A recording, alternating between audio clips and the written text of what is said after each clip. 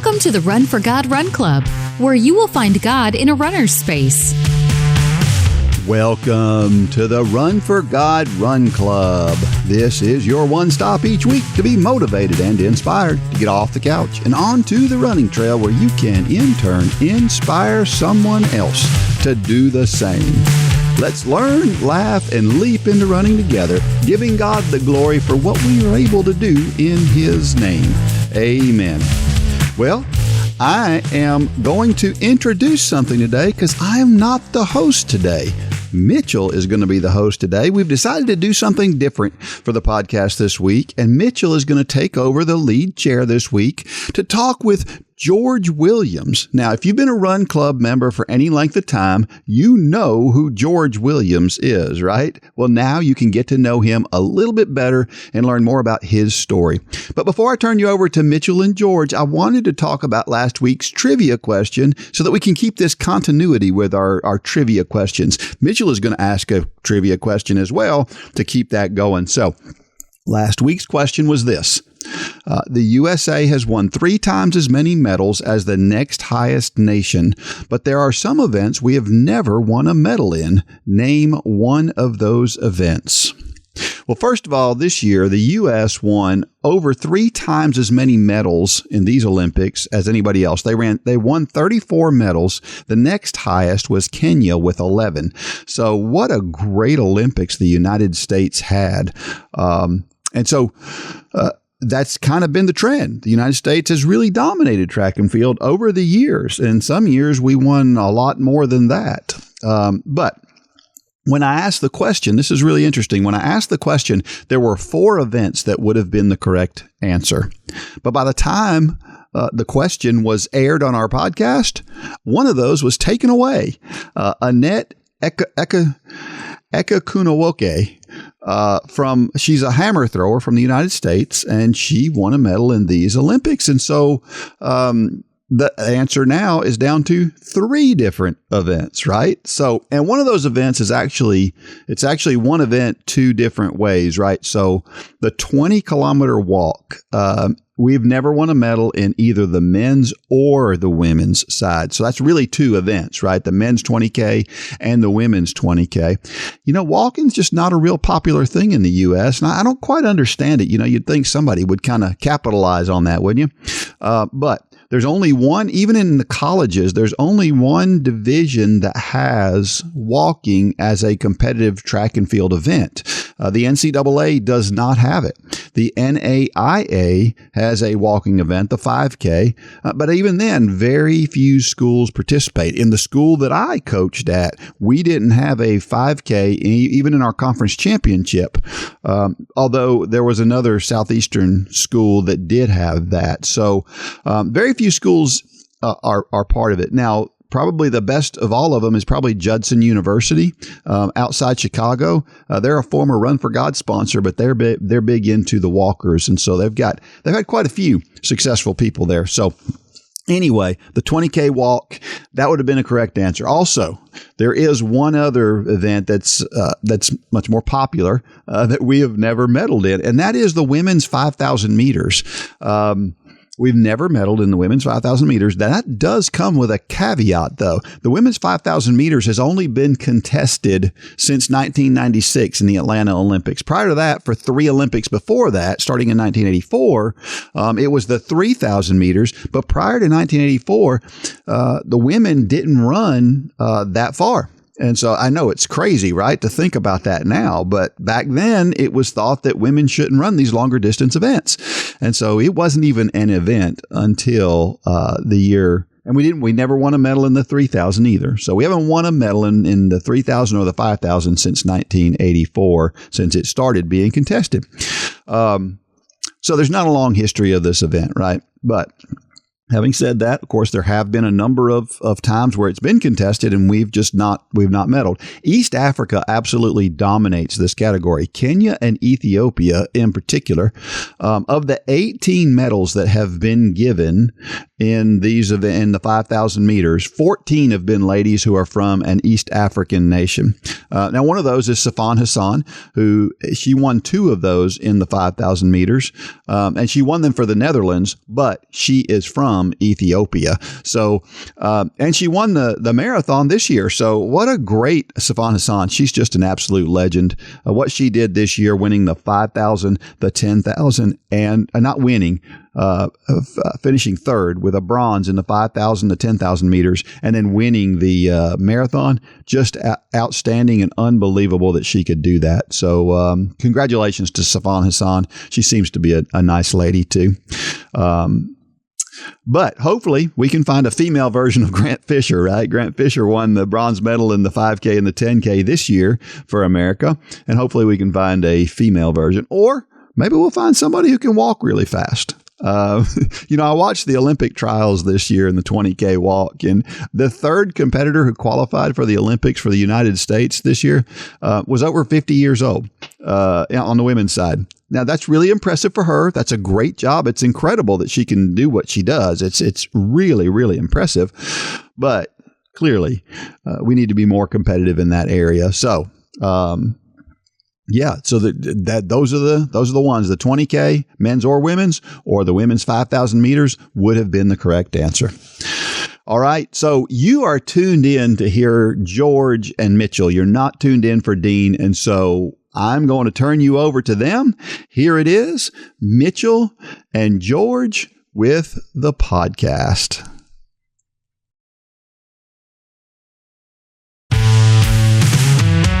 Welcome to the Run for God Run Club, where you will find God in a runner's space. Welcome to the Run for God Run Club. This is your one stop each week to be motivated and inspired to get off the couch and onto the running trail, where you can in turn inspire others to do the same. Let's learn, laugh, and leap into running together, giving God the glory for all we are able to do in His name. Amen. I am your running host, Mitchell Hollis, coming to you from the Upward Sports Studios. So have you ever felt like God let you down, or even worse, messed Him up? Well, today we're going to talk about a time that I thought I did just that. But before we get to that story, I need to introduce a person who really needs no introduction. He's been a part of Run for God for many years now. I dare to say he's attended most, if not all, of the Run for God events since he started hanging around this crazy crowd. He has his very own Run for God clothing line named after him. And he outkicked his coverage years ago when he married his beautiful wife, Janice. That's right. It's the man, the myth, the legend, George Williams. Welcome, George. Thanks, Mitchell. How are you? I'm good. So this podcast wasn't even planned till about 10 hours ago, right? In the middle of our 10K run this morning. Yeah. So this was the second year that you and I ran the 10K together. And we, just so everybody knows, as we're recording this, we ran the Hawkins 10K fundraiser this morning. And just a shout out to the donors and to Upward Sports. Between those two, we raised $50,000 today for the Row 12 Ministries. So that's awesome, man. So we ran together today for 6 miles, second year in a row. Hopefully I'm not too annoying to run with. Well, no. So how was your run today? I think it was good. I of course, it was a little humid. Yeah. Yeah. Got a little. But other than that, I think it went pretty good. Yeah. Because you let me do my thing. So we were talking, we just had dinner. Yeah. And we were talking about last year, you said I didn't let you do your own thing. Tell me a little bit about what that's all about. What that's all about? Well, you got this idea that you were going to see if I could run the whole thing. Yeah. And usually I don't run. I run and walk. Right. But you decided it would be a good idea for me to do that. And I came up alongside of you during my run time, and you said, "Hey, George, have you ever tried to run continuously for any length of time?" And I said, "Well, I've tried a few times, but I just can't seem to do it." And you said, "Well, guess what? You're doing it today." And off we went. And you did good. You did really good. You did good today. I did okay. It was hot. It was a good crowd there though. All right, before we get into all the nitty gritty, let's look at the post for this week, and it's just kind of fitting for today. It's from Val Bleakley in Northern Ireland. She said, "Great job to all who did the Hawkins 10K 5K today. Great to be able to join with you virtually to walk my 5K over here. A bit of a challenge picking up my pace again after my fall a few weeks ago, but praise God, he enabled. Brilliant to see all your posts and follow Dean's live recording. Well done, everyone." You know, I think it's just so cool how we're running here in Georgia. Yeah. And we got people in Northern Ireland. Yeah. We got people in Alaska that were joining us live. I mean, that's a big time difference. And I love how Val says brilliant. Mm-hmm. You know, I'll never forget when Val and Tom were here. I guess the first year that they came, we had them over for dinner one night. Yeah. And I cooked barbecue for them. I did ribs. And I've never heard one of the ribs that I cooked be described as brilliant. It was like the greatest compliment I've ever had on my barbecue. So I mean, really, I mean, what joins all those people together? Northern Ireland, Alaska, all over the country today, and right here in Georgia. Well, it's actually like a family. It is. You know, it's like I come down here, Jan and I come down here, try to come down here ever since, especially since you started to Run for God weekend. Mm-hmm. And we've been here before that too, but it's just like a family reunion. Mm-hmm. I mean, I come down here, you're here, Dean's here, you know, and it's kind of like, it's more like a family reunion than anything else. Yeah. I think it's the thing that we try to describe the most, but it's the hardest thing to describe to people. Because people look at it as, well, it's just a running club. Well, it's not the running. It's not the running. It's not the running. It's not the running. No, it's definitely not. I think Angie says it a lot. She says there's a lot more than running going on here. Yes, but yeah, I mean, it's our common of we love the sport. Yeah, we love Christ, but we love this family. Right. I mean, I look at the Run Club weekend that we have here in April, and it blows my mind every time we all get together. The people that you've heard us say it on the podcast before, they go up and they hug each other, and they've never actually met. Yeah, that's the whole thing. I don't know of any other club that does that. Do you? Yeah, no. It's like, well, I know you, or I know you, but like you said, we've never met them, but it's still like we hug each other and say, hey, you know. Or you think you have met them. Well, yeah. Like with Madonna that time. She got out of the car and I was like, I know Madonna. She's been here before. And Angie's like, no, she's never been here before. Yeah. But I felt like I'd known her. So, all right. Well, we're going to get into some great stories when we get back. But we're going to take a quick break and we'll be right back. Upward Sports equips churches to run self-sustaining sports ministries in their communities. Whether you're a sports fanatic or on staff at a church, Upward Sports will give you all the tools you need to run a first-class sports ministry that allows you to reach families in your community. Upward Sports offers basketball, soccer, flag football, cheerleading, volleyball, baseball, and softball through league and camp offerings. At Upward Sports, we want to help your church make a difference and give you increased opportunities to share the gospel. Learn more today at upward.org. That's upward.org.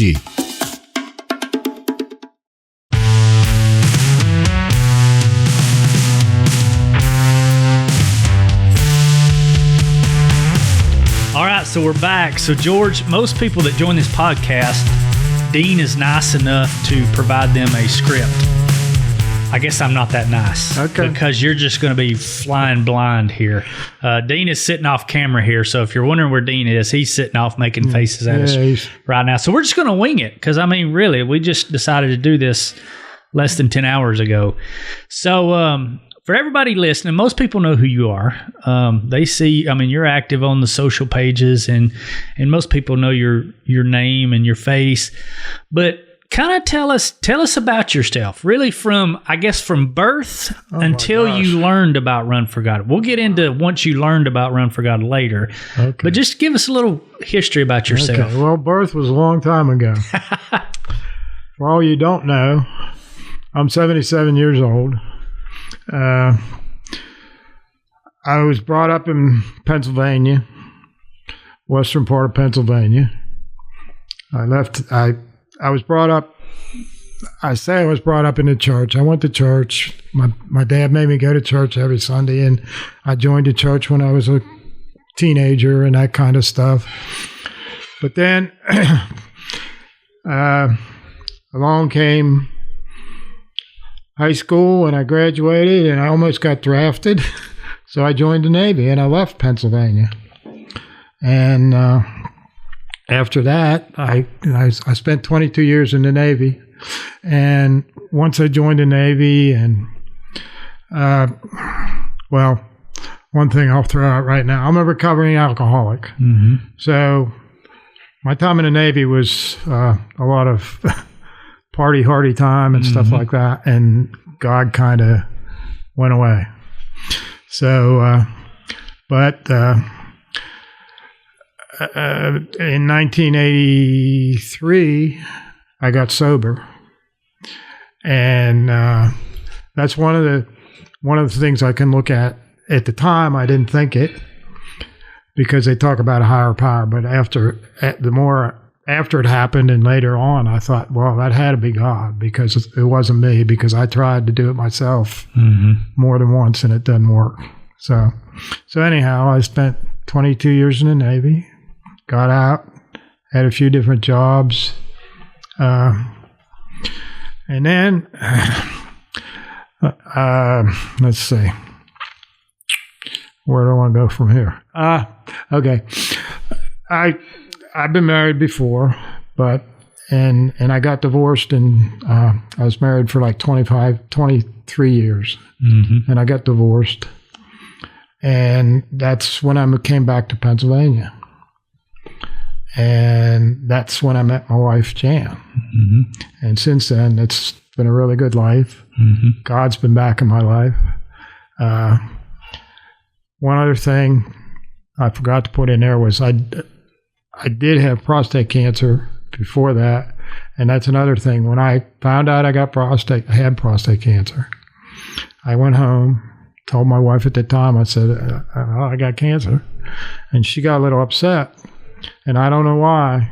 I just looked at her and I said, well, it's all up to God now. So that's the second time I can look at something. One of those touch points. Yeah. God, because I know people talk about things God done for them all the time, and I can't always point to things, but there's a couple things like that.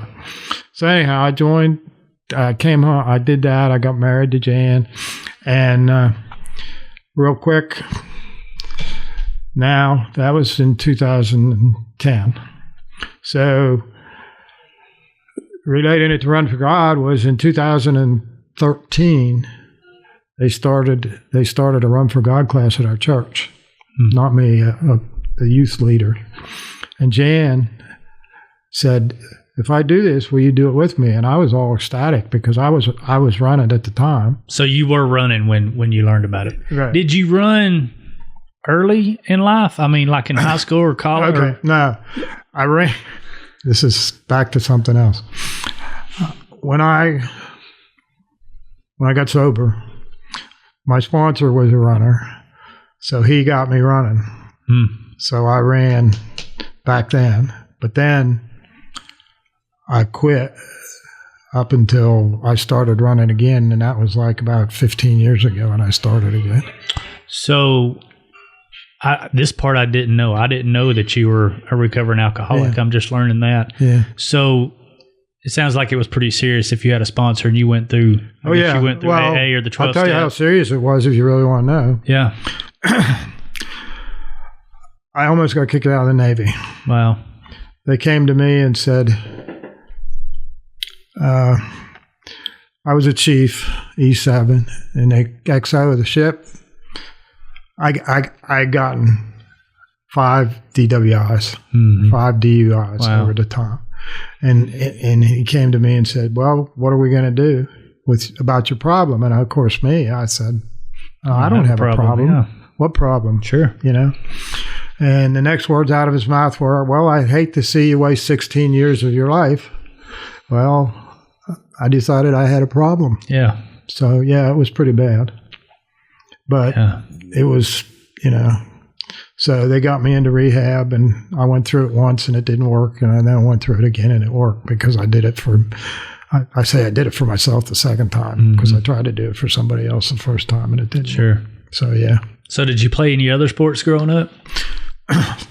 No, just when I was in high school, I went to a military school for a couple of years, and you had to play sports. So I played football, I played lacrosse, stuff like that. Yeah. Yeah. Okay. Well, like I said, we're gonna lead right into the run for God part of the story. But before we do that, let's take a break. Do you need something to keep you motivated and to keep fit both physically and spiritually? Upward Sports Run for God Run Club has just what you need to keep you on track for both. Check out runforgod.com and join us today for pennies a day. You won't regret it.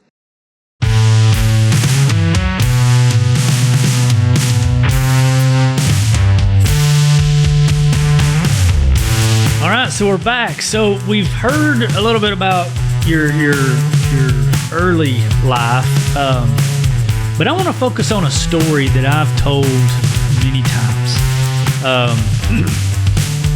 First of all, what year was it that you first heard about Run for God? Did you say 2013? 2013. Okay. So I actually told this story to we had a film crew here yesterday shooting some promo videos. I think you talked to David today. And I tell people this is my favorite Run for God story. And it's my favorite because it affected two people at one time. And that's how God works. So let me just kind of tee this up and I'll throw it to you. So I guess it was 2019. 2019, we were we did a race here called Run at the Mills, half marathon, 5K, 10K. And this race was really just like any other year. We had done this race since, I guess, 2012, 2013. And at these races, I have about 5 or 6 minutes where I have the opportunity to to talk to the crowd. And I'm not a public speaker. I tell my pastor all the time, I don't see how you do what you do day in and day out every week, because it takes me sometimes 2 hours to get ready for a 5-minute talk. And so typically I do that the night before the race. Well, in 2019, it was the first year that it looked like we were going to be dealing with rain, which for a race director, it's horrible. For runners, it's kind of nice. It's nice to run a half marathon when it's a little bit drizzly, but for a race director, it's just logistically, it's hard. And so I was up later that evening before, and I was worried a lot about the rain, and I was just kind of in a bad mood that rain was moving in, and so for whatever reason, I didn't sit down and really have my quiet time the night before. And so flip the page to Saturday morning. I get up and I go to the race site, and sure enough, rain is headed our way. I'm just going to be transparent. I was in a bad mood. I mean, I was not a happy camper because, you've got timers, you've got microphones, speakers, all this stuff that we're just logistically trying to figure out. And I had not even thought about this 5 or 6 minutes which I have to talk to these people. And I didn't think about it until Ted Goki, the announcer, called my name to come up to, we have a flatbed trailer where we have the sound system and everything. And I remember when he called my name, and I thought, this is going to be bad. Mitchell, you haven't prepared for this. I had no idea what I was going to say. All I knew is that within 30 seconds, I needed to be saying something. And so I got up on the trailer, and I mean, there were I don't know, 400 or 500 people there. And this race starts on Georgia Highway 2. So it's a pretty major highway that runs through our community. And I was going to talk, and we were going to do the national anthem, and then Charlie was going to talk a little bit and pray, and we'd send everybody up on the road. And I'll never forget, Ted handed me the microphone, and I still at that moment had no idea what I was about to say. And he handed me the microphone, and I'll never forget it like it was yesterday. I looked out at the crowd and I said, if you get out here on this road today and you get hit by a transfer truck, do you know where you're going to spend eternity? And I remember as soon as I said it, I thought, that was the worst thing you could have ever said, Mitchell. You're about to put 500 people up here on a state highway, and I'm talking about getting hit by a transfer truck. And I remember just everybody, almost what I felt like was everybody was looking at me saying, why did you just say that? That's what I felt like everybody was thinking. And so everybody, we do the prayer, the national anthem, and we send everybody off. And so we start, the race is going on, and we start doing the awards later on that day. And there was more rain moving in. And I remember I could see something going on under the Grove Level tent. Mark Yoho was there with his 10-foot cross, and our church always has coffee and things. I could see something going on over there, but I was concentrated on doing the awards. And as soon as the awards got done, I was in cleanup mode. We got to get this stuff cleaned up. We got to get it out of here because rain's moving in. And my mother came up to me and she said, Mitchell, there's a gentleman here that you need to meet. And I said, Mom, I've got to get this. We've got to get this stuff cleaned up. And for all those listening, if especially if you were a young boy with a strict mom like I was, a rambunctious boy like I was, you remember the pinch under the tender part inside your bicep. They would just get you right there. With 30-something years old, my mom did that. I guess 40-something years old, my mom did that. And she said, you need to meet this man. And I turned around and I was face to face with you. Yep. And I want you to kind of tell everybody, before we kind of finish the story, back up and tell everybody what happened with you all the way from the start of that day. Okay. Well, you said what you said, but do you know where you end up or where you're going to be if you get hit by a truck when you leave here? And I don't know why, but it just hit me at the time. Now, let me go back a minute. Mm-hmm. And you've said this and I've said this. I don't know how to say it. I was active in the church. Mm-hmm. I mean, technically, back in 1996, I asked Jesus to come into my life. Mm-hmm. So, but and since then, I've been active in the church. I was an elder in the church. Sure. I led Run for God classes. I even did some preaching. Mm-hmm. But when you said that, it just hit me like, I don't know, a brick wall. I just thought, I'm not sure. Mm-hmm. So for about an hour, I was running a 10K. I'm thinking of a lot to think about. Yeah, in an hour. There's a lot to think about. Just for example, look at what we did today and how much we talked. Yeah. So I'm thinking about this. And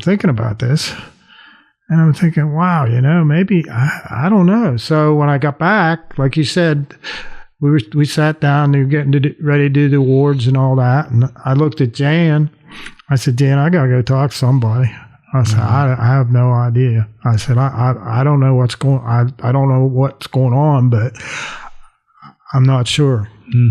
So like you said, Mark was there. I went over and talked to Mark. We went through, we talked about it and all that. And at the time, so when we got done, and he asked me and I went ahead and I said, yeah, and I rededicated myself to Christ again that day. And when we go back and talk about it, it was like before that, yeah, I was active. I was doing all this stuff, but it was like a job. I was playing, I remember you saying something about, I was just playing being a Christian. Yeah, I think you use the term something to the effect, I've been playing church for 40-something years. I thought, right. So, and that's basically what happened. And that's, and things changed that day. So let's walk back to that moment, because the same thing happened with me. Right. I was 19. I was born and raised in church. I said a prayer when I was 6 years old, raised in the church, and I heard a sermon about the wheat and the tares when I was 19 years old, and God just thumped me upside the head. Was it that? I mean, obviously it was. I mean, I guess what I'm trying to dig into is to help people understand what was going on inside of you. I mean, it's something you just couldn't get away from, right? Yeah, I mean, I don't know, to be honest with you, I don't know what it was. Yeah. Because I never thought, I guess I never thought about it. Yeah. Till you said those words, and then I thought, wow, maybe, I said, I'm not sure. Yeah. Because, I wasn't sure. Yeah. I mean, like you said, I thought I was saved, and I thought I thought, well, it's one of those things where you think you're doing all the right stuff, but that's not what it's all about. No. It's not about being an elder or about, being involved in the church or doing that. There's more to it than that. And I think that's what, when you said those words, I think it made me think that, even though I asked before, maybe I just didn't mean it with my heart or something. Right. And that day just kind of hit me in the heart. Yeah. And I think that's what's so powerful about that question. I mean, that question has been asked for generations. Right. Do you know that you know where you're going to spend eternity when you die? Not if you die, when you die. Oh, yeah. And I think it's so powerful because it forces us to confront the reality. And I tell people now, you're either at, if you don't know the answer to that question, chances are we know the answer to the question. Right. I feel like either you have complete peace when you hear that question, or you don't. And it's really black and white to me. Either you have peace or you don't, or it's something else. And I think that's why that question is so critical that we ask it, is because so many people did grow up like I did and like you did, and we were going through the motions, or we were relying on our parents' testimony and parents' salvation, and we're saved by default. And we know all that's not true, but I think too many times people don't hear it as plainly as that question forces us to confront it.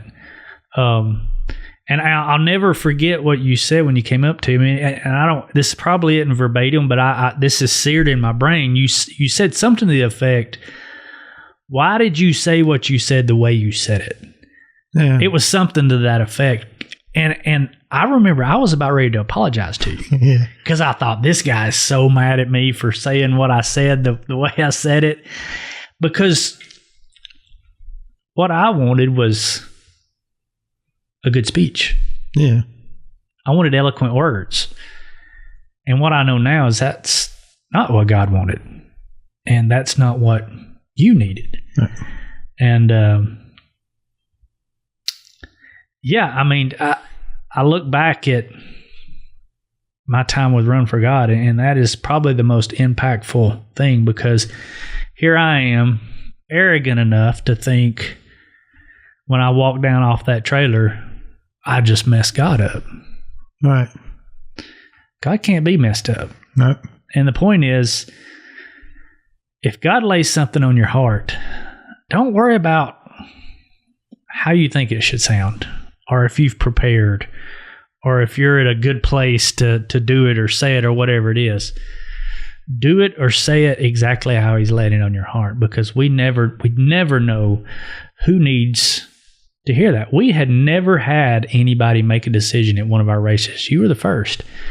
And it was by far the most impactful to me, because it really showed me that we need to be obedient to God no matter what it is. And so many times we want it to be on our terms, right?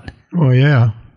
I mean, we have this list of prerequisites. Right. Got it. Yeah, I'll do that if we have this, Right. and this, and this. Anything else about that day that sticks out to you, or in the days following? I know I talked to you a few days after. Yeah, you did. That's Yeah. when you asked me. Yeah, I remember you called me. We talked about it. You wanted to be able to share it. And I said, well, yeah, sure, because if somebody can if you can use that for somebody else to come to the foot of the cross, well, then more power to you. I mean, you know, and I don't know. I just,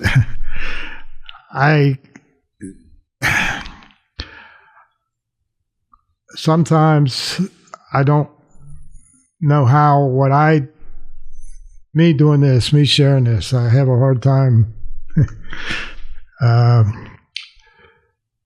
thinking that people, you know, are going to say, oh, well, you know, it's going to help them too, because Sure. I guess I'm just, but yeah, it was just, but it's been, well, since that day, well, like we said earlier about Run for God itself, since that day, Mm-hmm. I think it's like I joined the family, you know, Yeah. Yeah. and you and I have become good friends, and Yeah. you know, and we're back to the same thing. It's not about the running; it's about the fellowship and the Mm-hmm. what's going on with Run for God and sharing God's word, sharing the gospel. It's Yeah. And my, you know, telling this story, I don't want anybody to think that we're trying to make people doubt their salvation. well, no, But at the same time, I don't think you can doubt your salvation. Either you know or you don't. And so to me, if somebody's doubting, I want them to get that right. right? I want them, agree. because one of the most comforting things, there's two things that make me feel really comfortable in my salvation. One is conviction. Oh yeah, Conviction is as hard as it is sometimes, as bad as it hurts sometimes, as hard as God smacks me upside the head sometimes. Conviction is comforting because I know God is right there. But the other one is the answer to that question. When I hear the question, do you know that you know that you know? My pastor asks it frequently in services. And I have complete peace right. when I feel that. And it's the peace that talked about in the Bible that surpasses all understanding. I have complete peace when I hear that. And I don't want anybody to not be 100% sure with the answer to that Right. question. That's simply all we're doing here. What else, George, about that day? That day, that's about it. I think it was just, you know, it was a real surprise. It was actually a surprise to me, Yeah. you know, that when you said that I felt that way, because I thought, like you said, I thought I had it all together. Sure. You know, hey, look at me. Mm-hmm. I'm doing all this stuff. I'm doing all this stuff for God. Well, maybe I wasn't doing it for God. Maybe I was doing it for George. Mm-hmm. You know, and it just, when you said that, I was surprised that it hit me the way it did. Yeah. You know, Well, I'm glad you did it. I mean, it made an impact on my life. It made an impact on your life, and my hope is that the people that hear this, I mean, we've got a video kind of talking about this on the Run for God YouTube, and all right, we're going to take a little break, and when we come back, we're going to go through a lightning round of questions, All right. so people can get to know you a little bit better. all right. Have you always wanted to read through the entire Bible but never found the time to do it? Well, let me do it for you. Sign up for the self-paced Bible in a Year Challenge and start listening today. Every day, I read a few chapters of the Bible and give you running or walking tips and encouraging quotes. You must be a Run Club member for access to this exciting challenge. So, if you're not a member, sign up today and get started. If you are a member, what are you waiting for?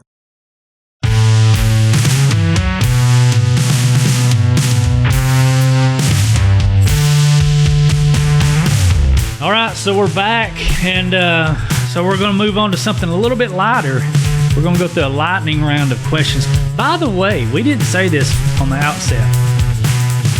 You are my first podcast guest. Well, how about Did that? you know that? No. I have never hosted this podcast. Dean has always, anytime we have guests, I get up and I leave. But I knew today when you and I started talking about it, I'm like, we're kicking Dean out for this one. Okay. I want to talk to George. So you're my first. So all right. congratulations. Well, thank you. It's a fun one. All right. So nice to be your first. we're going to do a lightning round. So texting or talking? Talking. Okay. So you've driven thousands of miles coming to Run for God events. Yeah. Why have you hung around all these years? Why? Yeah. I keep saying it. It's family to me. It's like you guys are like family. I when I come down here, it's like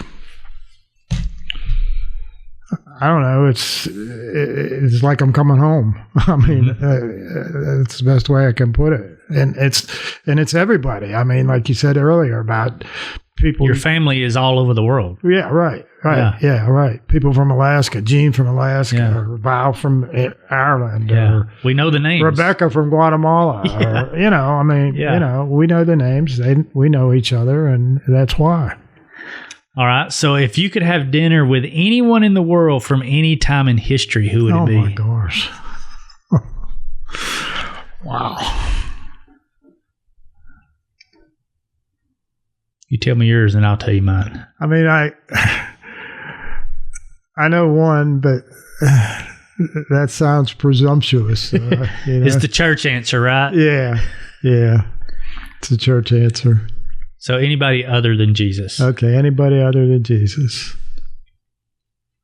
That's a good question. I said Billy Graham. Okay. Yeah. He's kind of my hero. Yeah. That would be good. Yeah, I know he is. Yeah. Charles Stanley. That's a good one. Yeah. Yeah. So Charles Stanley, Billy Graham, and Jesus. Yeah, there you go. It's pretty good company. That'd be a heck of a dinner. Would you rather be able to speak every language or just talk to animals? Oh, Jesus. Wow. Dean's just rolling his eyes over there thinking, where's my podcast going? Really?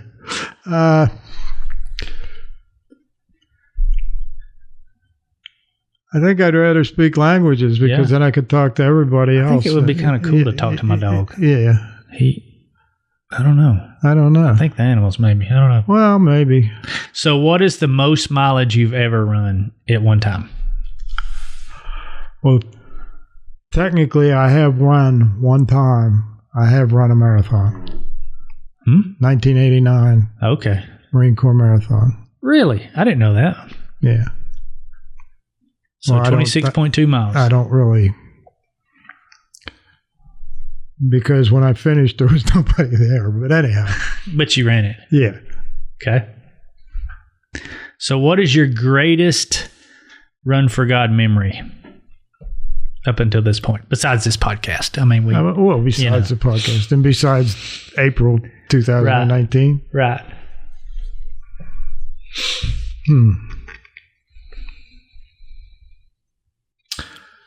Wow. There's a lot of them.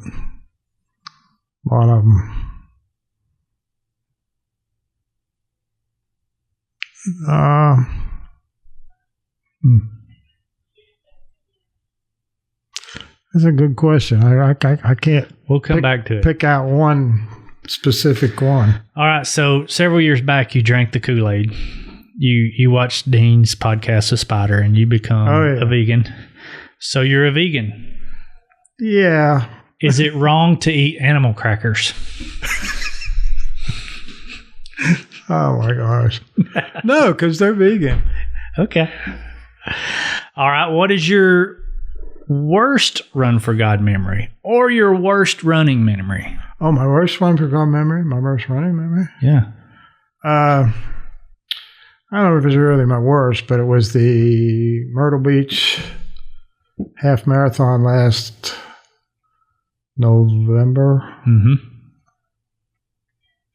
when I tripped. So I was going to bring that up because I figured that was your worst one. So, and I'm only bringing it up because you posted it online. I know I did. But it looks as if you're coming into the finish line. I was. Hands up, praising Jesus. I was. And then you're flat down on the boardwalk. Yep. Walk me through that. What sort of walk you through? You just did it. That's what happened. I was. So you just got tripped up and yeah, I have. Okay. I don't know if you noticed, but most of the time when I run, I look down a lot. Yeah. So I don't trip. Yeah. Well, I wasn't looking down. I was looking up. Yeah. And next thing I know, I was on my face. And I did stop my watch. Like any good runner should. Yeah. But there was more to it than that because after I got up and walked away and I ended up laying down again, I wasn't feeling right. I mean, I kind of held my breath until you got up. Yeah. And then I started laughing. So well, that's okay. It was great. So did everybody else. That was a classic video. Yeah. All right, we're going to take a break and we'll be right back. It is so hard to stay on track as a runner or a walker. The world also makes it difficult to stay on track spiritually too. For pennies a day, Upward Sports Run for God Run Club can make both of these journeys more fun and much easier. Join the Run for God Run Club and get access to training plans, videos, and the best group of active Christians you will find anywhere. Go to runforgod.com and sign up today.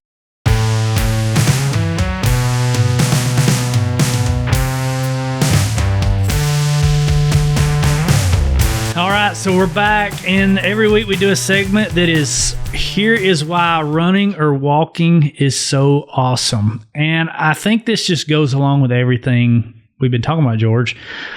And I heard somebody say this. This guy was a, oh gosh, help me out, the lifting and the... bodybuilder? No, the plyometrics, What's all the rage nowadays? Oh my goodness. Anyway, he was like a workout guy, lifting weights and stuff. And he said there's a special bond that is formed when you suffer with other people. Yeah. And I just think that's one of the reasons why running is so you and I were awesome. Doing that today. Absolutely. Well, more than you, but that's okay. Yeah, no, I haven't been running that much. I've been walking mostly. So, all right. So I did plug in a trivia question, and the answer to this question is in this podcast. What year did George first learn about Run for God? So if you know the answer to that, and you're the first one to send that to dean@runforgod.com, and you must be a member to win, but you'll be a winner of some cash for the Run for God store. All right, so for this week's motivational thought of the week, I don't really know who said this. Dean's rolling his eyes again. Do hard things every day. We say this a lot, but I didn't come up with this, but do hard things every day. George, I was just watching a documentary. Everybody needs to watch this. It's called I don't remember what it's called. It's talking about the blue zones around the world. Have you ever heard of the blue zones? No. It's the areas around the world where there's a large concentration of people who live over 100 years old. Oh. And one of the countries one of the areas in Japan is Okinawa. Thanks, Dean. Okinawa is one of these blue zones. And we were watching it, and it talked about how, first of all, everything is uphill and downhill in Okinawa. And in the Japanese culture, they don't have tables. I mean, they don't have chairs. You know how everybody sits on the ground. Well, they were talking about how that's one of the reasons these people live to be so old is because they're basically doing several hundred squats every day. They're getting up and down off of the floor, which requires a lot. I mean, the older I get, the more I feel that if I'm down on the floor to get up. And they're walking up and down these hills all day, every day. So they do a lot of hard things, and hard things are fun, right? Yeah. Yeah, so do hard things every day. I was going to say Eleanor Roosevelt said that. Roosevelt, Dean says, yeah. See, we keep you around here for a reason, Dean. Eleanor Roosevelt said that. All right, George, before we sign off of here, do you got anything else? You said today when we were running, we need to sit down and just talk. Yeah. Did we get everything talked out? I think so. Do you got anything else on your mind? Yeah. No, I think we got it all talked out. I can't think of anything else I want to say right now. Yeah. Well, I really appreciate you coming on here. I got most of my, my story as much as. And it's still being written. Yeah, well, yeah. So, well, George, we appreciate everything you do, your friendship, what you mean to this ministry. I know you don't like to hear it, but you're a rock star in this ministry. Everybody knows you. So thanks for all that you do. Thank you all for Run for God, because thank you for what you started this Run for God. Yeah. Thank HR for talking to you. Shout out to HR. Yes, sir. Yeah. HR is my buddy too. Yeah, for sure. Thank all of you. Yeah. Well, thank you for all that you do, George. All right, we're going to scoot out of here. May God bless every step of every run. Go out there and shine your light. Good job, Mitchell. Good job, Mitchell.